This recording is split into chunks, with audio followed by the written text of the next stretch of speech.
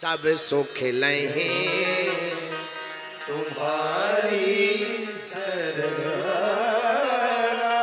तुम मेरा रक्षक को डर। अच्छा, एक दूसरा प्रश्न और, आज तक शरणागति लेने वाले भक्तों का क्या उद्धार हुआ? बोले हुआ। किस किस का? पहले तो लिखो मीरा जी। जहर का प्याला पी करके भी वो जी गई, क्योंकि ठाकुर जी की शरण में थी।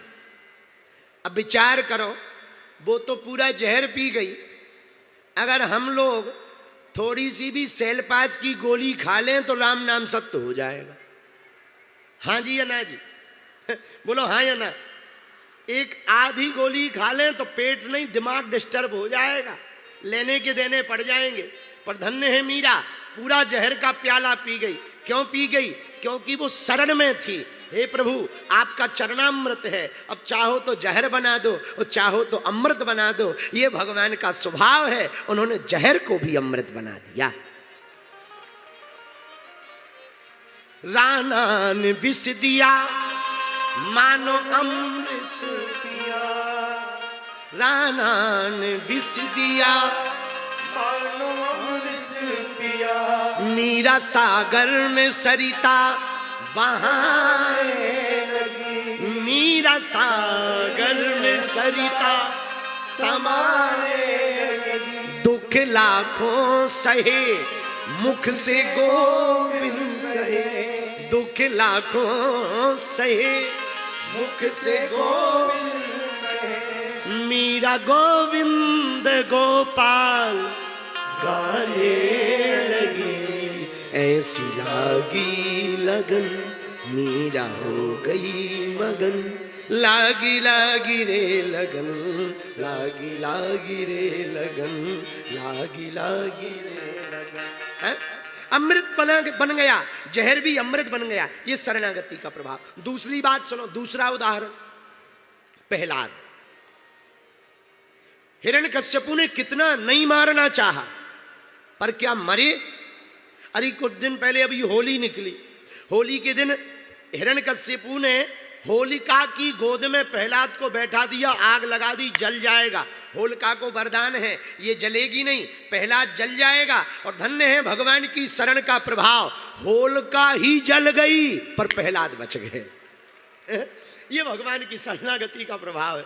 बताओ, जिन्हें वरदान था वो चाहे जल गई, और जिन्हें वरदान नहीं था वो बच गए। यही हम कहना चाहते हैं। वो डूब जाते हैं जिन्हें खुद पर गुमान होता है, और वो डूबते भी पार हो जाते हैं जिन पर तू मेहरबान होता है। वो डूबते डूबते पार हो जाते जिन पर भगवान मेहरबान हो। तीसरा उदाहरण, आहा, तीसरा उदाहरण हनुमान जी का ले लो। हनुमान जी किसकी शरण में? मोरे सबहीं एक तुम स्वामी, और दीन बंधु प्रभु अंतर जाओ। ये तीसरा उदाहरण शरणागति का हनुमान जी का है। हनुमान जी राम जी से कहते मेरे आप सब कुछ एक ही हो। परिणाम क्या हुआ? हनुमान जी ने राम जी की शरणागति ली, मेरठ के पागलो। परिणाम ये हुआ, चारों युग प्रताप तुम्हारा, ओहे प्रसिद्ध जगत। जितने राम जी के मंदिर नहीं है भारत में और दुनिया में, उससे ज्यादा हमारे भाई साहब के मंदिर है, हनुमान जी के मंदिर है। राम जी मिले ना मिले, पर ये चाहे जहां मिल जाएंगे। और इतने सस्ते देवता, पेड़ की नुख निकल आवे ओई में सिंदूर पोत लो, बजरंग बली प्रकट हो गए। इतने सस्ते देवता। कोई बड़ी सी चट्टान देखो पहाड़ में, और एकदम दो ठैया आंखें भर बनी हो या मुंह बना हो, कुछ नहीं करना, सिंदूर पोत दो, लो बजरंग बली प्रकट हो गए। कारण ये राम जी की शरण में। राम जी की शरण में हुआ क्या? राम जी ने अपने से ज्यादा इनकी महत्ता बना दी। कलयुग के देवता, कलयुग के राजा वीर बजरंग बली को बना दिया। इसलिए मेरे पागलों, जो शरणागति लेगा उसी को सदगति प्राप्त होगी। ये तीसरा उदाहरण। पर चौथा उदाहरण, आहा, हुलसी के तुलसी की जय। आहा, राजापुर ग्राम है उत्तर प्रदेश में, प्रयागराज के पास राजापुर। राजापुर में आत्माराम दुबे नाम के ब्राह्मण, उनकी पत्नी का नाम हुलसी, हुलसी के घर प्रकट भय तुलसी।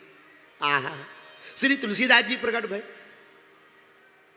विवाह हुआ दीनबंधु पाठक की पत्नी पुत्री से, दीनबंधु पाठक की पुत्री से इनका विवाह हुआ, पत्नी बनी इनकी रत्नावली। प्रेम इतना हो गया कि एक दिन मायके पत्नी गई, त्योहार का दिन था, मायके चली गई, बरसात का मौसम, अब इन्हें पत्नी के बिना रहा ना जाए, तो सब गाय बैलों को इन्होंने बाड़े में बांधा। रात को, दिन में पत्नी मायके गई, रात को ये भी ससुराल चले गए। रास्ते में नदी मिली, नदी भयंकर आई थी, नाव का कोई सहारा नहीं, रात का समय, सोई इंतजार करने लगे पार कैसे हो। इतने में देखा कोई लकड़ी बहती आ रही है, पर लकड़ी नहीं थी भैया, वो तो मुर्दा था, उसी शव को पकड़ करके पार हो गए। इतना प्रेम में पागल। रात के अंधेरे में ससुराल के घर पहुंचे। घर बहुत ऊंचा, पत्नी ने बता रखा था मैं ऊपर वाली अटारी के कमरे में रहती हूं। अब जाएं कैसे, तो कोई रस्सी तो है नहीं, पर इन्हें लगा पत्नी समझदार है, उसे पता होगा कि हम रह नहीं पाएंगे, सो लगता है उसने ऊपर से ही जंगला से ही रस्सी टांग दी है, और रस्सी पकड़ करके समझ करके ये चढ़ गए ऊपर और छप्पर फाड़ करके घुस गए। पत्नी बोली महाराज इतनी रात को, तुलसीदास जी बोले इतनी रात को, हमें 1 मिनट नहीं रहा गया। आए कैसे, आए कैसे, एक लकड़ी बह रही थी, हम पार हो गए नदी, पर ये खून किस बात का लगा हमें नहीं है पता। उसने सूंघा, अरे महाराज कोई लकड़ी वकड़ी नहीं, कोई मुर्दा चिपक गया था शरीर में। हे भगवान, पर ये बताओ ऊपर कैसे चढ़ के आए। अरे तू बड़ी समझदार है, तूने दिन में ही रस्सा टांग दिया था, उन्हीं रस्सों को पकड़ के तो आए हैं। महाराज मैं कहां से रस्सा टांगूंगी, जैसे ही दिया सलाई जलाकर देखा काले काले सांप लटक रहे हैं। सोई पत्नी बोली जय हो महाराज, धन्य है तुम्हारो प्रेम, काले काले सांप तुमको रस्सा दिखाई देता, भैया प्रेम होते ही है, सो है। आओ, हमने सुन रखो प्यार अंधोनी हो तो बहरव भी होता है। प्यार में ज्यादा आदमी पड़ जाए तो फिर आपस में कहने लगते हम तुम्हारे लिए चांद तारे तोड़ लाएंगे। अब विचार करो, चांद तारे तो थोड़े दूर हैं, खंबा को बल्ब नहीं तोड़ सका था चढ़ के, पर बातें बड़ी बड़ी हैं। आहा, तो पत्नी का दिमाग खराब हो गया। पत्नी बोली महाराज बुरा ना मानो तो एक बात बोलूं। हाँ बोलो। जितना आप हमारे हाड़ मांस के पीछे अस्थि चर्म में देह है, तासो ये सी प्रीत, रत्नावली कहती तुलसीदास जी से, अस्थि चर्म में देह है, तासो ऐसी प्रीत, और नेक जो होती राम से तो काहो हो तो भीत। प्रभु एक बात बोलूं, हाँ जितना हमारे हाड़ मांस के शरीर से तुम्हारा प्रेम है, इससे आधा भी अगर राम जी से प्रेम होता तो आज राम जी प्रकट होकर के गले लगा लेते। तुलसीदास जी की आंखों से आंसू आ गए और शब्द ये बाण की तरह लग गए, चोट लग गई और शरणागति का भाव जग गया। हाथ जोड़कर प्रणाम करने लगे। पत्नी बोली महाराज ये क्या कह रहे कर रहे हो, क्या कर रहे? तुलसीदास जी बोले ते मेरी तिरिया जन्म की माता, तेने ज्ञान दयो। अरे तू मेरी तिरिया जन्म की माता, तेने ज्ञान दयो, मोरे मन में राम जगा ही दयो, मोरे मन में राम जगा ही गयो, मन में राम। अरे धन्य है तू, धन्य है, धन्य है, धन्य। पत्नी बोली महाराज क्या कह रहे? बस अब हो गया, तूने राम जगा दे। अब एक काम करो, कभी मौका मिलेगा तो फिर मिलेंगे, अब हम चल रहे हैं। कहाँ जा रहे हैं महाराज? सुबह चले जाना। अरे नहीं नहीं, अब तो अंधेरा था, सच में हमारी सुबह तो अब हो गई है। हमारी सुबह तो अब हो गई, अब तक तो अंधेरा ही था, अब सुबह हो गई।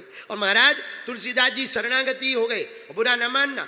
राम जी की शरणागति पाने के बाद, रामचरितमानस लिखने के बाद पहली रचना है वाल्मीकि रामायण। जितनी वाल्मीकि रामायण की महिमा नहीं है कलयुग में, उससे कहीं ज्यादा तुलसीदास जी की रामचरितमानस की महिमा है। अभी भी और आज से कुछ दिनों पूर्व तक भारत सरकार की योजनाएं जिन गांवों में नहीं पहुंची थी, सड़कें नहीं पहुंची थी, पर भैया उन गांवों में रामचरितमानस जरूर पहुंची थी। ये हमारे तुलसीदास जी की शरणागति, ये शरणागति का प्रभाव है। किसका प्रभाव है? बोलो बोलो बोलो। शरणागति का प्रभाव, सरेंडर होने का प्रभाव है। वही चौपाई पढ़ लो, सब सुख लहें तुम्हारी शरणा, तुम रक्षक काहू को डरना, तुम रक्षक काहू को डरना। बालाजी महाराज के कृपा पात्र बागेश्वर धाम पीठाधीश्वर परम पूज्य धीरेन्द्र कृष्ण शास्त्री जी महाराज का पावन संकल्प। मध्य प्रदेश में छतरपुर के ग्राम गढ़ा में बनेगा विश्व स्तरीय कैंसर अस्पताल एवं रिसर्च सेंटर, जिसकी आधारशिला देश के यशस्वी प्रधानमंत्री नरेंद्र मोदी जी के कर कमलों से रखी जा चुकी है। 200 करोड़ रुपए की लागत वाले 100 बेड के इस अस्पताल में गरीबों का होगा मुफ्त इलाज। ये बहुत बड़ा अवसर है, बहुत बड़ा काम है। संकल्प बड़ा हो, संतों के आशीर्वाद हो, प्रभु की कृपा हो, तो समय सीमा में सब पूर्ण होता है। हमारे प्रियजनों, बागेश्वर धाम पूरे भारत के लोगों, अभी तक अस्पतालों में मंदिर थे, अब मंदिर में अस्पताल होगा। कैंसर हॉस्पिटल निर्माण हेतु सहयोग देकर पुण्य के भागी बने। अकाउंट नेम श्री बागेश्वर जन सेवा समिति, bank name HDFC bank, account number 999108108108, IFSC code HDFC 0000088।